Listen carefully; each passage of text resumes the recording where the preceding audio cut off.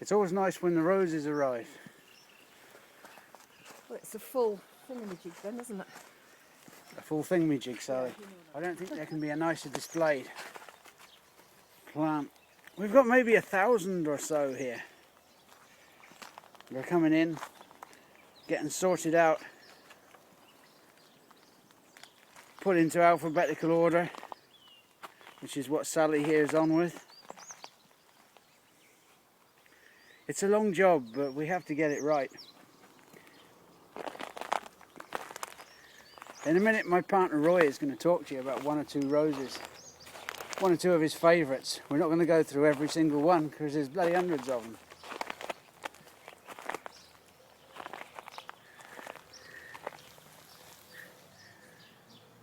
But I remember David Austin when it was a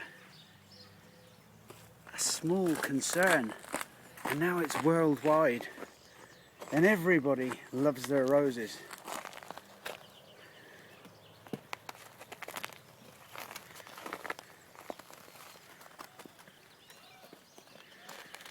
It's just a long job,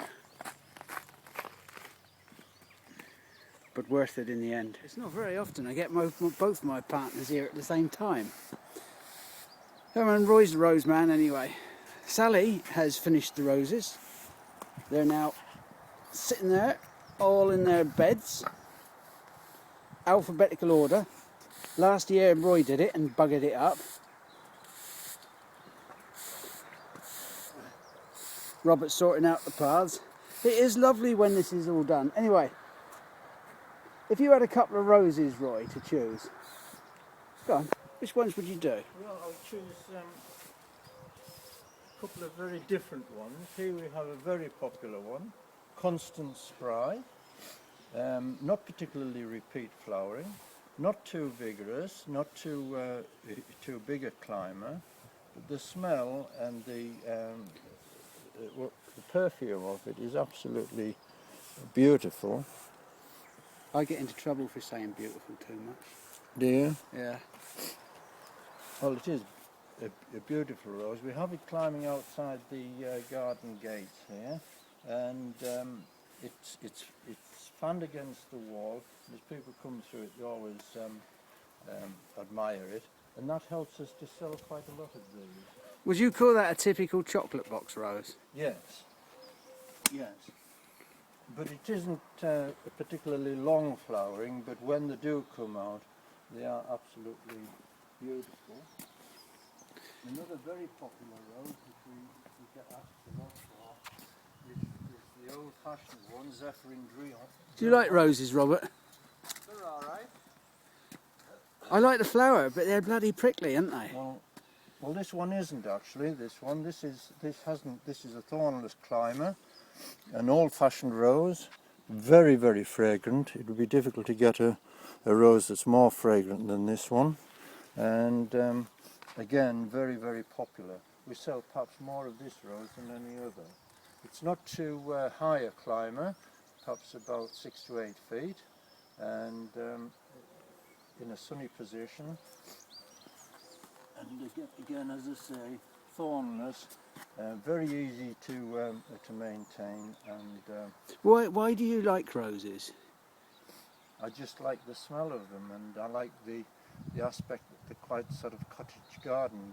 They lend themselves to up against a wall in a border, and any aspect really. Right. You can put them in containers. You can put them anywhere, courtyards. And is that because you quite like history and things like that? Do you like the historical aspects of roses? I do, yes, I do. I like the way that they've been bred, and that's why we've got roses like this one around here, which is, it's been voted the nation's most popular rose, which is Gertrude Jekyll, which has all the aspects of the old-fashioned rose, without the disease problems that the old roses had. Very fragrant, again, not too tall a rose, goes easily into a border, and disease resistant, mildew resistant, black spot resistant, and all those qualities have been tended to be bred out of them, and hence we have superb rose. So would you have a garden without a rose? No, no, I wouldn't have a garden without a rose. It would be the first thing I'd put into a garden. But can you understand why people aren't that keen on them? Because of the, you know, they are prone to diseases. You know, people get worried about the pruning. Well, there's nothing to be too concerned about the pruning. First of all, prune out any damaged wood, any diseased wood, and then go for the overall shape of the bush. And the old-fashioned roses tend not to be pruned at all, really. We have some lovely ones here. Madame Isaac Pierre, Isfahan. They're all beautiful old-fashioned roses. I've noticed that you're choosing an awful lot of pinks, Roy. Yeah, like, try and tell me anything, are you? Well, in contrast to that, there's a lovely rose here named after the National Trust Garden Advisor and rosarian Graham Thomas, and that's a beautiful yellow rose. Again, a lovely smell, disease resistant, black spot, mildew resistant, vigorous, can be grown as a climber, and an all-round good rose. Well, I'm Very glad. popular too, because we have quite a lot of them in, because we ask for it so much. Well, I'm glad we have you here for the roses, because I can't get into them as much as you. There's But a I rose do. for every place as well. We've got a lovely climb around here, Kiftsgate. Oh, I've got that in my garden. It's a big one, and it goes up Yeah. trees. Yes, goes up trees, house ends, over buildings, very vigorous. Should be planted, borne in mind it should be planted in the right place. When the sun's shining through the panicles of flowers, it's absolutely breathtaking. Beautiful rose. If you want one for a north wall, there's some modern ones which are very popular. But the old-fashioned rose, the old glory rose, which is quite good for a north-facing wall. Gloire de Dijon. That Who?